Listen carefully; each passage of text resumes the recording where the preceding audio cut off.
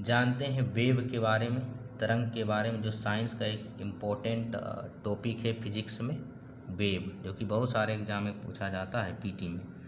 तो वेव क्या है? तरंग, किसी भी माध्यम में डिस्टरबेंस उत्पन्न होना, विक्षोभ उत्पन्न होना तरंग कहलाता है। जैसे अभी हम बोल रहे हैं तो हवा में क्या हो रहा है? विक्षोभ, डिस्टरबेंस क्रिएट हो रहा है, तो ये तरंग है, ध्वनि तरंग है, साउंड वेव। शांत जल में पत्थर फेंकना, शांत जल, उसमें हम पत्थर फेंक दिए तो उसमें हलचल कुछ होने लगा, तो ये कंपन होने लगा जल में, तो ये एक तरंग है। हवा में ध्वनि की तरंग। माध्यम क्या है? जिसमें तरंगें संचरित होती है, तरंगें गमन करती है। जैसे ठोस माध्यम हो सकता है, द्रव हो सकता है, या तो गैस भी हो सकता है। निर्वात क्या है? विदाउट एयर, जहाँ पर एयर प्रेजेंट नहीं है, माध्यम ही नहीं है।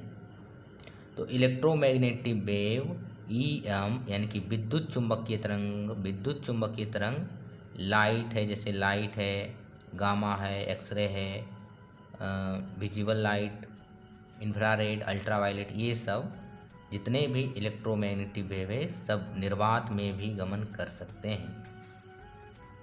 तो पहला प्रश्न है कि कौन सी तरंग, कौन सी वेव निर्वात में गमन कर सकती है वैक्यूम में? तो इसका आंसर हो जाएगा विद्युत चुंबकीय तरंग। इलेक्ट्रोमैग्नेटिक वेव, ओनली वेव, सभी विद्युत चुंबकीय तरंग निर्वात में गमन कर सकते हैं। इसमें 4-5 है टोटल विद्युत चुंबकीय तरंग, जैसे कि एक्सरे है, ultraviolet, infrared, visible light, radio wave, microwave, तो ये सब निर्वात में गमन कर सकती है। अब यहाँ से एक कथन दे देगा एसर्शन कि क्या इलेक्ट्रोमैग्नेटिक वेव, विद्युत चुंबकीय तरंग केवल निर्वात में गमन कर सकती है? तो नहीं, ये निर्वात में गमन कर सकती है, निर्वात में भी, इसके अलावा ठोस, द्रव, गैस तीनों में भी गमन कर सकती है। तो लेकिन एक ही ऐसा तरंग है इलेक्ट्रोमैग्नेटिक वेव, विद्युत चुंबकीय तरंग, जो निर्वात में गमन कर सकती है। बाकी कोई भी विद्युत चुंबकीय, कोई भी तरंग निर्वात में गमन नहीं कर सकती है। तरंग क्या है? 2 प्रकार के होते हैं टाइप, इसका एक होता है यांत्रिक तरंग, मैकेनिकल वेव, और दूसरा है विद्युत चुंबकीय तरंग, इलेक्ट्रोमैग्नेटिक वेव। यांत्रिक तरंग किसको बोलेंगे? यांत्रिक तरंगे, मैकेनिकल वेव,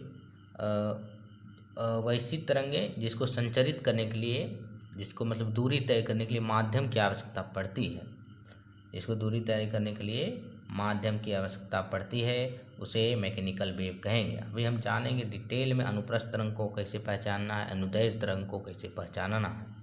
तो यांत्रिक तरंग, मैकेनिकल वेव, वैसे वेव जिसको संचरित होने के लिए किसी न किसी माध्यम मतलब ठोस भी हो सकता है, द्रव भी हो सकता है, या तो गैस भी हो सकता है, की ज़रूरत पड़ती है। इसका एग्जाम्पल है ध्वनि तरंगे। साउंड वेव के लिए माध्यम की आवश्यकता पड़ती है, हवा हो, गैस हो, सॉलिड हो या लिक्विड। जैसे कि चंद्रमा पर एक आदमी बोलता है तो दूसरा आदमी नहीं हियर कर सकता, वहाँ पर सुन ही नहीं सकता। क्यों? क्योंकि वहाँ पर वायुमंडल, माध्यम ही नहीं है। जल तरंगे, जल में हम पत्थर फेंकेंगे साथ जल में तो जो तरंग उत्पन्न होगा वो यांत्रिक तरंग है, क्योंकि जल एक भौतिक माध्यम है। भूकंपीय तरंगे, भूकंपीय तरंग में बेसिकली एस वेव मतलब सेकेंडरी वेव, ये यांत्रिक तरंगे हैं। अब यांत्रिक तरंगे के प्रकार, कितने प्रकार होते हैं? कणों के कंपन की दिशा के आधार पर, यानी कि तरंग की कंपन की दिशा किस दिशा में होती है उसके आधार पर समांतर होती है या लंबवत, परपेंडिकुलर होती है। इसके आधार पर 2 प्रकार में बांट सकते हैं तरंग को, एक है अनुप्रस्थ तरंग, दूसरा है अनुदैर्ध्य तरंग। अनुप्रस्थ तरंग, ट्रांसवर्स वेव, इसका अच्छा सा एग्जाम्पल है लाइट वेव। हमेशा क्वेश्चन पूछा जाता है कि प्रकाश तरंग कौन सी तरंग है? लाइट वेव कौन सी तरंग है? तो लाइट वेव अनुप्रस्थ तरंग है, ट्रांसवर्स वेव। कैसे याद रखेंगे इसको? एक सिंपली यहाँ अनुप्रस्थ तरंग है, अनुप्रस्थ में प्र आता है, प्रस्थ, प्र से क्या होता है? प्रकाश, यानी कि अनुप्रस्थ तरंग कौन सा एग्जाम्पल होगा इसका? प्रकाश तरंग। Light wave is a transverse wave, अनुप्रस्थ तरंग। अनुप्रस्थ तरंग का डेफिनेशन है कि इसमें माध्यम के कण, अच्छा यांत्रिक तरंग है ये दोनों, अनुप्रस्थ तरंग और अनुदैर्ध्य तरंग क्या है? यांत्रिक तरंग का प्रकार है, यानी कि गमन करने के लिए किसी न किसी माध्यम की आवश्यकता पड़ेगी। तो इसमें क्या होता है? माध्यम के कण तरंग के चलने की दिशा के लंबवत चलती है, तरंग के चलने की दिशा में लंबवत कंपन करती है। क्यों? माध्यम के कण, लंबवत मतलब ऊपर नीचे, लंबवत मतलब 90 डिग्री होता है, और सिंपली इसका आप समझिए ऊपर नीचे, मतलब तरंग के, वैसे तरंग जिसमें माध्यम के कण तरंग के चलने की दिशा के 90 डिग्री ऊपर नीचे गमन करती है तो उसे हम कहेंगे अनुप्रस्थ तरंग। जैसे ये है माध्यम के कण, इस प्रकार जा रहा है आगे, लेकिन तरंग जो वेव कंपन ये ऊपर जा रहा है, फिर नीचे जा रहा है, फिर ऊपर जा रहा है, फिर नीचे, फिर ऊपर, फिर नीचे।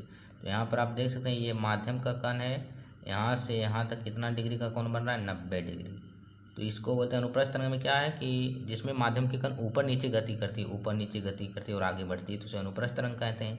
यानी कि 90 डिग्री परपेंडिकुलर माध्यम के कण के दिशा के लंबवत गमन करती है तो उसे अनुप्रस्थ तरंग करेंगे। इस प्रकार माध्यम के कण इधर आगे बढ़ रही है, लेकिन जो तरंग है कंपन ऊपर जा रहा है, फिर नीचे, फिर ऊपर, फिर नीचे, ये 90 डिग्री इधर बन रहा है 90 डिग्री, इसलिए ये अनुप्रस्थ तरंग है। एग्जाम्पल अनुप्रस्थ तरंग का एग्जाम में पूछा जाता है। एग्जाम्पल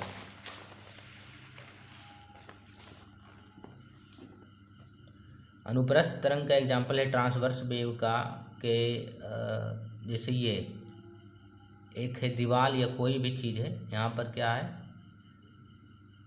यहाँ पर एक रस्सी बांधा हुआ है, रस्सी या डोरी, ठीक है। यहाँ से एक आदमी का हाथ है जो रस्सी को घुमाता है इस प्रकार ऊपर नीचे, तो रस्सी ऊपर नीचे गति करेगी, ऊपर नीचे, ऊपर नीचे, ऊपर नीचे, यानी कि ऊर्जा इधर ट्रांसफ़र हो रहा है, लेकिन जो कंपन हो रहा है ऊपर नीचे, ऊपर नीचे, ऊपर नीचे, तो ये अनुप्रस्थ तरंग हो गया। यानी कि डोरी या रस्सी में कंपन किस तरंग का उदाहरण है, अनुप्रस्थ तरंग का उदाहरण है। दूसरा एग्जाम्पल है जल में पत्थर के कारण जो तरंग उत्पन्न होती है, समुद्री लहरें, वो सब भी क्या है, ट्रांसवर्स वेव है। जैसे ये शांत जल है, इसमें कोई व्यक्ति पत्थर फेंकता है यहाँ पर, तो जल क्या होगा, इस प्रकार गति करेगी और इस प्रकार ऊपर नीचे, ऊपर नीचे, ऊपर नीचे, ऊपर नीचे, इधर चारों तरफ। तो ये कौन सा एग्जाम्पल हो गया तरंग का, अनुप्रस्थ तरंग का एग्जाम्पल हो गया ये। यानी कि जहाँ भी ऊपर नीचे 90 डिग्री हो जाएगा, माध्यम के कण तरंग के कंपन की दिशा के 90 डिग्री ऊपर नीचे गति करती है तो वो अनुप्रस्थ तरंग हो गया। प्रकाश तरंग अनुप्रस्थ तरंग है, कैसे याद रखेंगे, अनुप्रस्थ में प्र आता है तो प्र से प्रकाश हो गया। जल में पत्थर के कारण तरंग हो गया, सभी विद्युत चुंबकीय तरंगें अनुप्रस्थ तरंग है। क्यों, विद्युत चुंबकीय तरंग में दो है, एक विद्युत क्षेत्र है और एक चुंबकीय क्षेत्र है, दोनों में तरंगें संचारित होती है। इस प्रकार इधर विद्युत क्षेत्र हो गया, फिर इधर चुंबकीय क्षेत्र, फिर विद्युत क्षेत्र, फिर चुंबकीय क्षेत्र, तो एक दूसरे के लंबवत है, 90 डिग्री है यहाँ पर कोण बन रहा है, तो ये क्या है, अनुप्रस्थ तरंग है। All electromagnetic waves are transverse wave, सभी विद्युत चुंबकीय अनुप्रस्थ तरंग है। तो क्या सभी अनुप्रस्थ तरंग चुंबकीय हैं, विद्युत चुंबकीय नहीं, सभी विद्युत चुंबकीय अनुप्रस्थ तरंग हैं। गिटार या सितार जो होता है उसमें तार या धागे की गति क्या, अनुप्रस्थ तरंग। इस प्रकार गिटार में जो धागा रहता है वो उसमें गति किया जाता है ऊपर नीचे, तो ऊपर नीचे गति करती है, साउंड प्रोड्यूस होता है, तो ये क्या, अनुप्रस्थ तरंग का एग्जाम्पल है। तो ध्यान में रखना है ऊपर नीचे जिसमें भी गति हो रहा है वो कौन सा तरंग होगा, अनुप्रस्थ तरंग होगा। भूकंपीय तरंग में सिस्मिक वेव 3 प्रकार के मुख्यतः होते हैं, प्राइमरी वेव, सेकेंडरी वेव और लव वेव, PSL। तो इसमें जो सेकेंडरी वेव होता है, यस तरंगे, वो अनुप्रस्थ होती है, अनुप्रस्थ, यस अनुप्रस्थ, स आ रहा है इसमें तो यस आ रहा है इसमें, तो सेकेंडरी वेव क्या होगा, अनुप्रस्थ तरंग। भूकंपीय तरंग 4 प्रकार के होते हैं, लेकिन मुख्यतः PSL होता है। P से प्राथमिक तरंग, प्राथमिक भूकंपीय तरंग, प्राइमरी सिस्मिक वेव, भूकंपीय तरंग को इंग्लिश में बोलते हैं सिस्मिक वेव। सेकेंडरी वेव द्वितीयक तरंगे, L से होता है लव वेव, लव एक नाम है जिन्होंने इस तरंग की खोज की थी, लव वेव। और दूसरा होता है रेले वेव, N वेव भी इसे कहा जाता है। P तरंग जो प्राथमिक तरंगे हैं ये भी सिस्मिक वेव है, सबसे तेज गमन करने वाली, अधिक वेग इसका होता है और ये अनुदैर्घ्य तरंग है। क्या है, लॉन्गिट्यूडनल वेव है। लॉन्गिट्यूडनल वेव क्या होता है ये आगे हम देखेंगे। तो P तरंगे, सिस्मिक वेव, भूकंपीय तरंग 3 प्रकार के होते हैं मुख्यतः, P तरंगे, S तरंगे और L तरंगे, प्राइमरी, सेकेंडरी और लव। तो P तरंगे प्राथमिक तरंग P तरंग याद रखना कि सबसे पहला तरंग है भूकंपीय, सबसे पहला तो सबसे तेज होगा, सबसे तेज मतलब अधिक वेग, अधिक स्पीड में ये पहुंचता है सतह पर। यानी मान लिया यहाँ से भूकंप पृथ्वी के अंदर, यहाँ पर कोई चट्टान टकराया, 2 प्लेट, यहाँ पर हलचल उत्पन्न हुआ जिसको बोलते हैं फोकस। फोकस के ऊपर लंबवत अधिक केंद्र है, एपीसेंटर, और यहाँ से सतह पर जो सबसे पहले वेग हमें अनुभव होगा भूकंपीय तरंग का, तो वो क्या होगा, वो होगा ये P तरंग, सबसे तेज और सबसे पहले पी तरंगे कौन सी तरंगे हैं? अनुदैर्घ्य तरंगे। प्राथमिक तरंग अनुदैर्घ्य तरंग है, बाकी जितना है वो सब है अनुप्रस्थ तरंग। जैसे यस तरंगे सेकेंडरी वेव, यह केवल सतह पर गमन करती है। और पी तरंगे प्राथमिक तरंगे समुद्र, हवा, वायु तीनों में, ठोस द्रव गैस तीनों में गमन कर सकती है। लेकिन यस तरंगे केवल सॉलिड में। कैसे याद रखेंगे? यस तरंग और यस से सॉलिड। यस वेव, यस मतलब सेकेंडरी यानी कि द्वितीयक तरंग, और यस से सॉलिड। यस ही रहता है अनुप्रस्थ, अनुप्रस्थ तरंग। यस और स आ रहा है यहाँ पर, तो यस क्या है? अनुप्रस्थ तरंग है। और यस केवल सॉलिड में गमन कर सकता है, ठोस में केवल सतह पर। और पी तरंगे सबसे तेज होती है और सबसे पहले अनुभव होती है, और ये अनुदैर्घ्य तरंगे हैं। यल तरंगे जो लव वेव है, ये सबसे धीमी होती है और सबसे विनाशकारी होती है। सबसे डिस्ट्रक्टिव भूकंपीय तरंग कौन है? यल वेव, और सबसे धीमी होती है, और ये अनुप्रस्थ तरंग है। यल वेव का आयाम सबसे अधिक होता है, इसलिए ये सबसे अधिक विनाशकारी होता है। पी वेव सबसे तेज, सबसे पहले सतह पर अनुदैर्घ्य तरंग है। पी वेव इस प्रकार होता है, अनुदैर्घ्य मतलब समांतर चलते हैं। आगे पढ़ना अनुदैर्घ्य किस प्रकार डिफरेंट है ट्रांसवर्स से। अनुदैर्घ्य तरंग है, ये इस प्रकार समांतर गति करता है, इसलिए अनुदैर्घ्य है। यस वेव इस प्रकार है, अनुप्रस्थ तरंग है। यल वेव भी अनुप्रस्थ तरंग है। यल तरंगे जो लव वेव इसको बोलते हैं शॉर्ट में, फुल में लव वेव, और इसका आयाम जो है सबसे अधिक होता है। ये आयाम है, कितना दूरी तक तरंगे जा रही है। जैसे एक शांत जल है, यहाँ पर बड़ा सा हम पत्थर फेंकेंगे और पूरा वेग से, तो जल का जो तरंग उत्पन्न होगा बहुत ऊपर नीचे, बहुत ऊपर नीचे, इसी को आयाम बोलते हैं। कितनी दूरी तक जाएगा तरंग, तो उसको क्या बोलेंगे? आयाम। तो ये आयाम है। तो यल तरंगे की आयाम अधिक होने के कारण, और ये धीमी चलती इसलिए बहुत सारा डिस्ट्रक्टिव विनाशकारी है। तो सबसे विनाशकारी भूकंपीय तरंगे यल तरंगे, और सबसे कम पी तरंगे। पी तरंगे का आयाम बहुत कम होता है, इसीलिए पी तरंगे अनुदैर्घ्य तरंग है।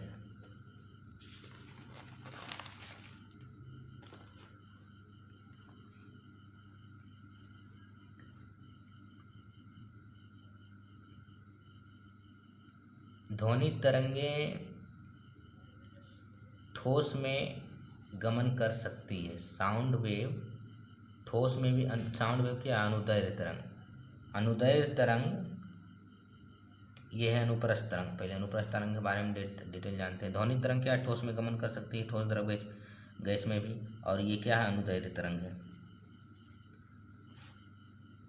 ये है अनुप्रस्थ तरंग का डायग्राम, जिसमें कि बताया गया ऊपर नीचे गति करती है। ऊपर की दिशा में मैक्सिमम जो है दूरी, इसको बोलेंगे स्ट्रिंग। इसको क्या बोलेंगे? ऊपर की दिशा में जो मैक्सिमम विस्थापन कितना मीटर हुआ, ये आयाम, इसको बोलेंगे स्ट्रिंग।